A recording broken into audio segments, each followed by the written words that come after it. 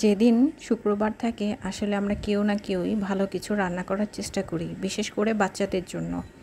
তো এখানে নিয়েছি আমি পরিমাণ মতো পেঁয়াজ, বাদাম, সেই সাথে হচ্ছে কাঁচামরিচ, টমেটো সব কিছু কুচি করে আমি একসাথে ব্লেন্ডার করে নেব। আর এখানে একটা প্যানে পরিমাণ মতো তেল দিয়েছি, আর হচ্ছে পেঁয়াজটা অবশ্যই আমি ব্রাউন কালার করে নেব। আর কিছু গরম মশলা আমি তেলের মধ্যে দিয়ে দিয়েছি। আর এখানে পরিমাণ মতো আমি আদা রসুন নিয়ে নিচ্ছি।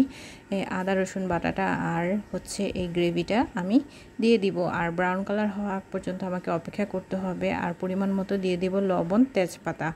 আমি যেভাবে রান্না করি সেই ভিডিওটা কিন্তু আপনাদের সাথে সবসময় আমি শেয়ার করি। তো এখানে আমি অবশ্যই সব কিছু দিয়ে দেবো উপকরণগুলি। আর ব্রাউন কালার করবো, অবশ্যই ধৈর্য ধারণ করে ব্রাউন কালার করে নিতে হবে। তো এখানে আমি সব কিছু দিয়ে দিচ্ছি, দেখতে পাচ্ছেন। আর আমি সুন্দর করে কষিয়ে একদম কালারটা যখন চেঞ্জ হয়ে যাবে ঠিক তখনই আমি দিয়ে দেব মরিচের গুঁড়ো আর হচ্ছে গোলমরিচের গুঁড়ো। সেই সাথে হচ্ছে যেহেতু আমার বাচ্চারা অনেক ঝাল পছন্দ করে, সেই সাথে আস্ত কিছু কাঁচামরিচও দিয়ে দেব। আর এখন খুব ভালো করে মিক্সড করে নিচ্ছি। আর হচ্ছে যে একটা রোস্টের যে ফ্লেভার আসবে, সেই ফ্লেভারের মশলাটা আমি ঘরে তৈরি করে বানিয়ে নিয়েছিলাম। সেই রোস্টের মশলাটা আমি 1 চামচের পরিমাণ মতো দিয়ে দেব। আমি আপনাদের সাথে অনেকবার শেয়ার করেছি সেই মশলাটা আমি কিভাবে বানিয়েছিলাম। তো এই তো এখন আমি সব কিছু একসাথে দিয়ে আমি খুব ভালো করে ব্রাউন কালার করা পর্যন্ত আমি অপেক্ষা করতেছি। আর বন্ধুরা, আর অবশ্যই আমি এখানে দিয়ে দেব টক দই। টক দই যদি ঘর না থাকে সামান্য একটু ঘন দুধের মধ্যে লেবুর রস দিয়ে দেব। এরপরে হচ্ছে আমি টক দইটা দিব আর পানি দিয়ে খুব ভালো করে একটু কষিয়ে নেব। আর এখন আমি এখানে মুরগিটার মধ্যে আমি খুব পানি দিয়ে রেখেছিলাম ময়লাটা পরিষ্কার হওয়ার জন্য। আর সেক্ষেত্রে হচ্ছে আমি আরেকটু ভালো করে ক্লিন করে নেব।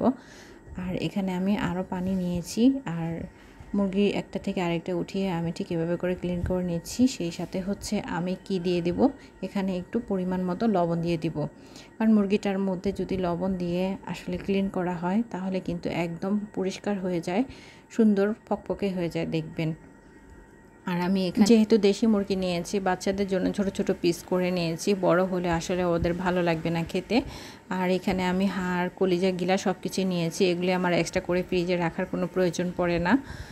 এই জন্য আমি সব কিছু নিয়ে আমি রোস্টের মধ্যে দিয়ে দেবো, কারণ রান্না করলে খাওয়া হবেই। ফ্রিজে রেখে এগুলি আর ডাবল করে রাখার কোনো প্রয়োজন পড়ছে না, এই জন্য আমি রাখছি না। আর এখানে দুধের মধ্যে দেখছেন যে লেবুটার রসটা দিয়ে দিয়েছি, সব মশলা আমি দিয়ে দিচ্ছি।